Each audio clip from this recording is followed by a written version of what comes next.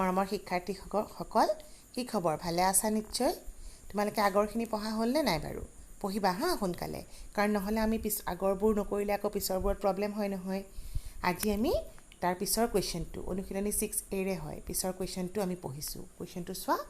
তলৰ ভগ্নাংশবোৰৰ কোনটো ডাঙৰ কোনটো সৰু এটা ডাঙৰ আৰু সৰু যদি তুলনা নিৰ্ণয় কৰা ডাঙৰ আৰু সৰু উলিয়াব লাগিলে আমি কি কৰিব লাগিব তুলনা কৰিব লাগিব মনত আছে নিশ্চয় তুলনা কৰিলে আমি কি কৰিব লাগিব ভগ্নাংশবোৰক প্ৰথম কাম হ'ব সদৃশ থাকিলে আমি ডাইৰেক্ট কৰিব পাৰো অসদৃশ হলে সদৃশলৈ সলনি কৰিব লাগিব আৰু সদৃশ হলে সলনি কেনেকৈ কৰিছিলো বাৰু আমি দুইটা হৰৰ লসাগু লৈছিলো আৰু লসাগু পোৱা সংখ্যাটোলৈ আমি হৰকেইটা সলনি কৰিছিলো তেতিয়া আমি দেখিছিলো সদৃশ হৈ গ'ল হোৱাৰ পিছত যাৰ লবটো সৰু হেতু ভগ্নাংশ সৰু আৰু যাৰ লবটো ডাঙৰ হেতু আছিলে ডাঙৰ এটা আমি অংকটো কৰো আহা এটো প্ৰশ্ন হ'ল 4 ভাগৰ 3 আৰু 12 ভাগৰ 8 তাৰ মানে আমাৰ ইয়াতে হৰকিটা কি পালো 4 আৰু 12 4 আৰু 12 লসাগু লওঁ 2 ৰে হৰণ কৰিলো 2 গ'ল ইয়াতে গ'ল 6 আকৌ 2 ৰে যাব ইয়াত থাকিল 1 ইয়াত থাকিল 3 গতিকে লসাগু কি 2 পূৰণ 2 পূৰণ 3 একটো নিলিখিলেও হয় মই আগতেও কৈছিলো 12 পালো বা তোমালোকে মন কৰা কিন্তু লসাগু আৰু গসাউটো কনফিউজ নকৰিবা দেই তুলনা কৰিব লাগিলে তোমালোকে লসাগু ল'ব লাগে কিন্তু লঘিষ্ঠ আকাৰত নিব লাগিলে তোমালোকে গসাউ ল'ব লাগে হা এটা লসাউটোলে সলনি কৰা সলনি কেনেকৈ কৰিম প্ৰথমতে মই 4 ভাগৰ 3 লিখি ললো 4 কিহৰে পূৰণ কৰিলে 12 হ'ব ডাঙৰ হ'ব গতিকে 2 2 4 পূৰণ কৰিলে 3 ৰে হ'ব হয়নে গতিকে 4 3 12 ইয়াতো 3 ৰে পূৰণ কৰিলো 3 3 9 এটোতো 12 আছে সেইকাৰণে মই একেবাৰে একটা সংখ্যাকে লিখি থৈ দিলো তাৰমানে 1 ৰে পূৰণ কৰিলো এতিয়া চোৱা আমাক সুধিছে কোনটো ডাঙৰ লাগে গতিকে মই ডাঙৰৰ পৰা সৰুলে সজাই দিম হা ইহ দুটাৰ মই এটা তুলনা কৰো এটা পালো 12 ভাগৰ 9 এটা পালো 12 ভাগৰ 8 এটা 9 আৰু 8ৰ ভিতৰত কোনটো ডাঙৰ 9 ডাঙৰ গতিকে মই এটা লিখিলো 9 is greater than 8 তাৰমানে 9 8তকৈ ডাঙৰ গতিকে 9 যদি 8তকৈ ডাঙৰ হয় তেনহলে 12 ভাগৰ 9টো 12 ভাগৰ 8তকৈ ডাঙৰ হ'ব আগতে কৈছিল নহয় যাৰ লব ডাঙৰ হেতুৱে ডাঙৰ সমানে ভাগ মানে ডাঙৰ ভাগটোক যদি যিমান ভাগ কৰো সৰু ভাগটোক মানে একেটা সংখ্যাকে সিমান ভাগে যদি কৰো সৰুটো তোমালোকৰ সৰু হ'ব ডাঙৰটো ডাঙৰ হ'ব হয়নে এটু পাই গলো তাৰ মানে 12 ভাগৰ 9 ডাঙৰ কাটকে পালো 12 ভাগৰ 8তকৈ এটা 12 ভাগৰ 9 মানে আমাৰ দিয়া কি আছিল বাৰু এটু কম্পেয়াৰ কৰাচোন 12 ভাগৰ 9 মানে আছিল 4 ভাগৰ 3 গতিকে আমি পালো 4 ভাগৰ 3 ডাঙৰ কাটকৈ ডাঙৰ 12 ভাগৰ 8তকৈ গতিকে কোনটো ডাঙৰ সংখ্যা পালা আমাক সুধিছিলে কোনটো ডাঙৰ গতিকে মই উত্তৰটো লিখি দিব পাৰো কোনটো ডাঙৰ 4 ভাগৰ 3 ভগ্নাংশটো ডাঙৰ হল আৰু দুটামান কৰো আহা এটো এটা কৰিছো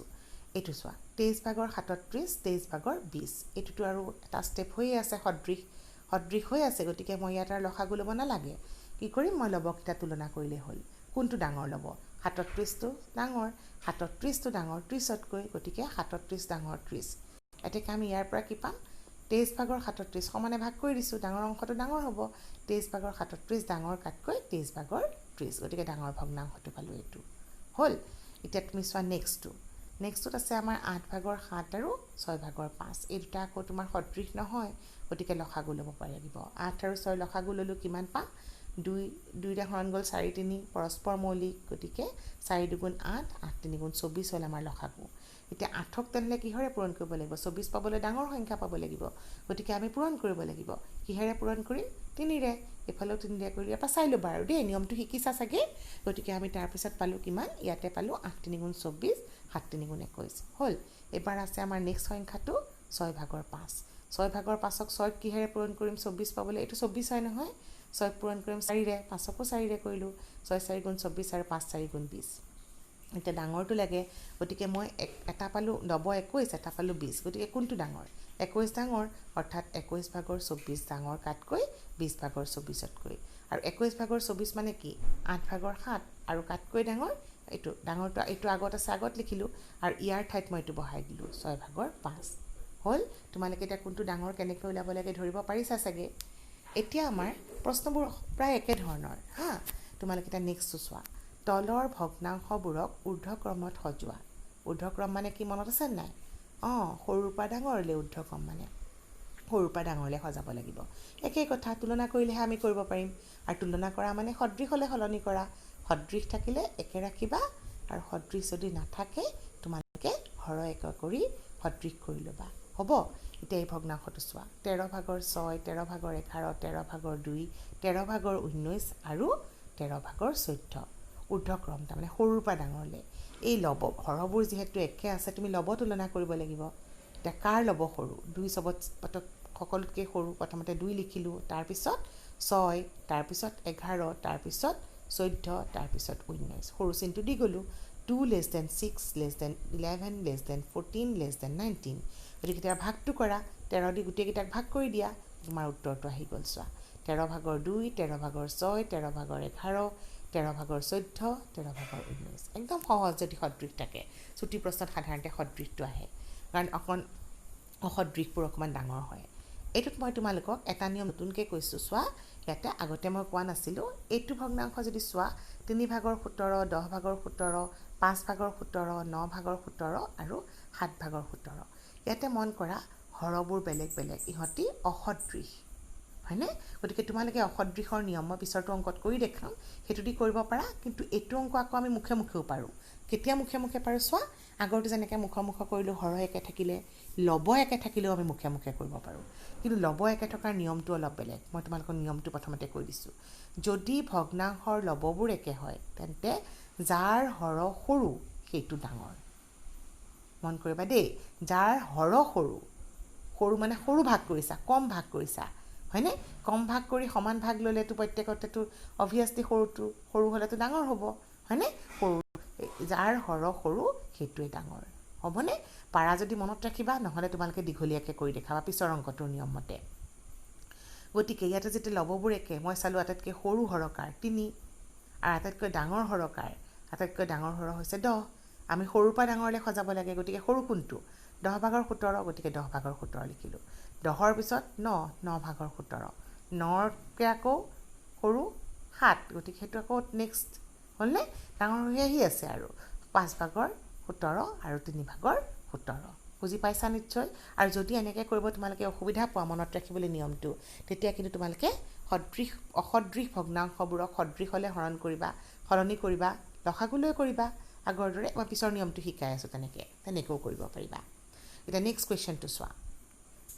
8 ভাগৰ 5 12 ভাগৰ 10 6 ভাগৰ 4 10 ভাগৰ 7 আৰু 9 ভাগৰ 8 এইকেইটা অসদৃশ গতিকে লসাগু লোৱা লসাগু কিমান 8 12 6 10 9ৰে কৰিব লাগিব এতিয়া গোটেইকেইটাৰে সাধাৰণ উৎপাদক নাই তেনেহ'লে এটাতকৈ বেছি যাৰ আছে সেইটো চাওঁ 2ৰে কিছুমানক হৰণ যায় গতিকে 2ৰে কৰিলোঁ 2ৰে কৰিলে এইটো গ'ল 4 এইটো গ'ল 6 গ'ল 3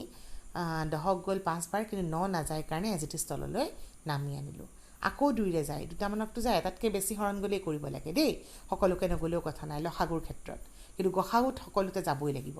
2ৰে কৰিলা 2বাৰ গ'ল এইটোক কৰিলা 3বাৰ গ'ল বাকী নোযোৱাকেইটা তললৈ নমাই আনিলোঁ এইবাৰ আৰু 2ৰে নাযায় কিন্তু 3ৰে যাব 3টাক যায় গতিকে 3ৰে কৰিলোঁ 3ৰে কৰিলে 2 এইটো এবাৰ গ'ল 5 নামি আহিলতো 3 ইহঁতকেইটা এটাও সাধাৰণ উৎপাদক নাই এটাতকৈ বেছি থাকিলেই কৰিব লাগে বুলি কৈছিলোঁ হয়নে গতিকে লসাগু কিমান হ'ব 2 পূৰণ 2 পূৰণ 3 পূৰণ 2 পূৰণ 1 পূৰণ 1 পূৰণ 5 পূৰণ 3 একবোৰ নিলিখিলেও কথা নাই হ'ল পূৰণ ফলটো উলিওৱা 2 দুগুণ 4 4 3 গুণ 12 তাৰপিছত মই 5 দুগুণ 10টো পিছত কৰিম দেই 12 3 গুণ 36 আৰু 5 দুগুণ 10 মুখে মুখে পূৰণ কৰিলোঁ 360 এতিয়া তোমালোকে হৰবোৰ 360লৈ সলনি কৰিব লাগিব অকণমান ডাঙৰ হৈছে সংখ্যাটো হয়নে এতিয়া 8 ভাগৰ 5 আছে 8ক কিহেৰে পূৰণ কৰিলে 360 পাম তোমালোকে 8ৰে 360ক হৰণ কৰি চোৱা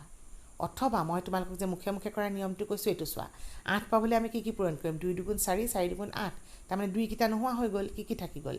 3 5 5 3 গুণ 15 15 3 গুণ 45 সেই 45ৰে পূৰণ কৰিলোঁ বা হৰণ কৰিলেও তোমালোকে 45 পাবা একেটা সংখ্যাৰে ল'ব আৰু হৰক পূৰণ কৰা আগৰ গতে একেই আৰু পূৰণ কৰিলেতো 360 হ'বই আৰু এইটো পূৰণ কৰি চোৱা 5 5 গুণ 25ৰ 5 7 গ'ল 2 5 4 গুণ 20 21 22 হ'ল এতিয়া নেক্সট সলনি কৰা 12 ভাগৰ 10 লিখি ল'লোঁ এতিয়া কিহেৰে পূৰণ কৰি চাম 12টো চাই ল'লোঁ হৰণ কৰিলেও পাবা দেই 12 কিহেৰে পূৰণ কৰিলে হ'ব 2 পূৰণ 3 কৰিলে 12 হ'ব গতিকে এইকেইটা থাকি গ'ল 5 দুগুণ 10 3 গুণ 30 30ৰে পূৰণ কৰিলোঁ হ'ল তেতিয়া আমি পালোঁ 360 ভাগৰ 300 নেক্সটটো চালোঁ 6 হৰণ কৰিলে পাবা 60ৰে পূৰণ কৰিব লাগিব 60ৰে কৰিলোঁ ওপৰত হ'লে 6 6 36 6 7 গুণ 42 6 4 গুণ 24 গতিকে আমি পালোঁ এইটো 240 আৰু তলত পালোঁ 360 আৰু কেইটামান আছে মই নেক্সট পেজলৈ গৈছোঁ ইয়াতে চোৱা নেক্সটটো হৈছে তোমাৰ 10 ভাগৰ 7 360 পাতো 10লৈ কৰিলে 36 হ'ব তো চাবা আৰু কৰা বুজি পাই গৈছা চাগে আৰু 360 6 4 গুণ 42 2 হাতে গ'ল 4 7 3 গুণ 21 4 25 একেধৰণে 9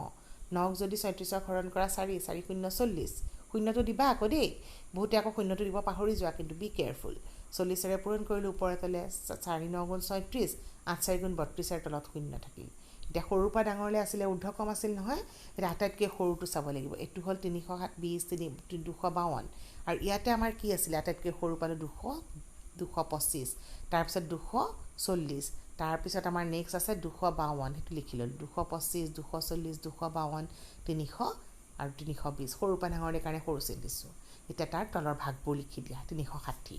এতিয়া তলত 360 ভাগৰ 225 মানে কি 360 ভাগৰ 225 মানে ইয়াতে চোৱা ইয়াতে দিয়া আছে কিমান 8 ভাগৰ 5 গতিকে 8 ভাগৰ 5 লিখিলোঁ তাৰপিছত ইয়াতে 6 ভাগৰ 4 এনেকৈ আমি যিটো ভগ্নাংশ দিয়া আছিলে সৰুৰ পৰা ডাঙৰলৈ লিখি ল'লোঁ নিয়মটো ক্লিয়াৰ হৈছে চাগে ন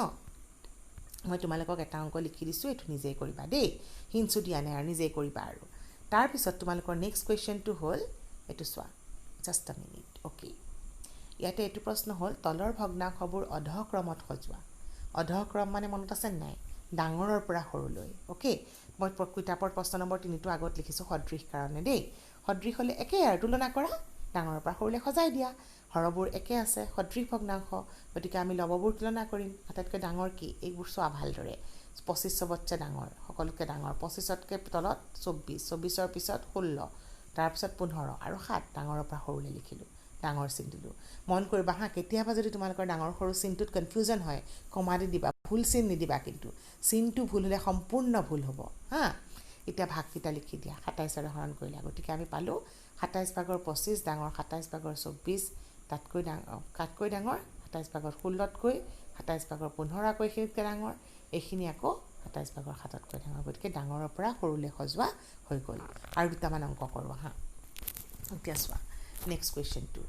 অ'কে নেক্সট কুৱেশ্যনটো মই অসদৃশ কৰিছোঁ হা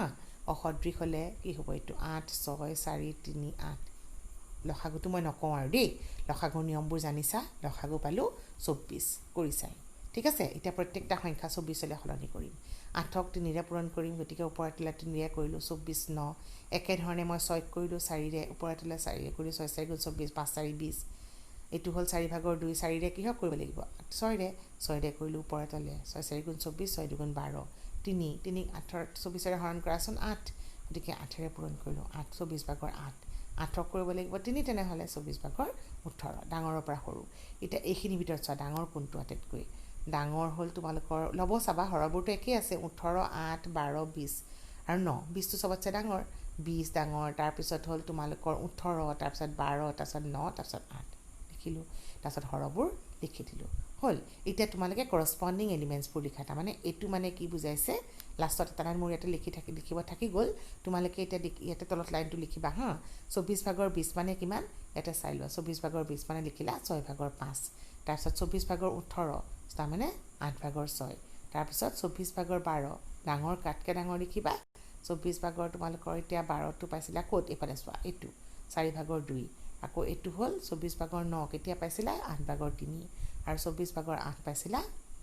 এইটো 3 ভাগৰ 1 গতিকে আমি উত্তৰটো সম্পূৰ্ণ হ'ল ডাঙৰৰ পৰা সৰুলৈ হ'ব এতিয়া তোমালোকক মই আৰু এটা কৰি দিছোঁ কৰি দি উঠি তোমালোকক মই চাওঁ এতিয়া আহাচোন এইটো চোৱা এইটো অসদৃশ 9 12 3 15 6 লসাগু ল'লোঁ 180 পালোঁ গতিকে 9ৰে হৰণ কৰিলোঁ কিহেৰে পূৰণ কৰিব লাগিব 20ৰে 180 100 আকৌ 12 দি চোৱা 12টো অকণ দিগদাৰ পাব পাৰে সেইকাৰণে মই দেখাই দিছোঁ এইটো তুমি চোৱা ইয়াতে 5টো মোৰ কাটা গৈছে হা এই 5টো আছিলে লসাগুত পূৰণ কৰোঁতে 5 সংখ্যাটো লিখি ল'বা দেই মোৰ ফটোখনত তাৰমানে নাহিলে এইটো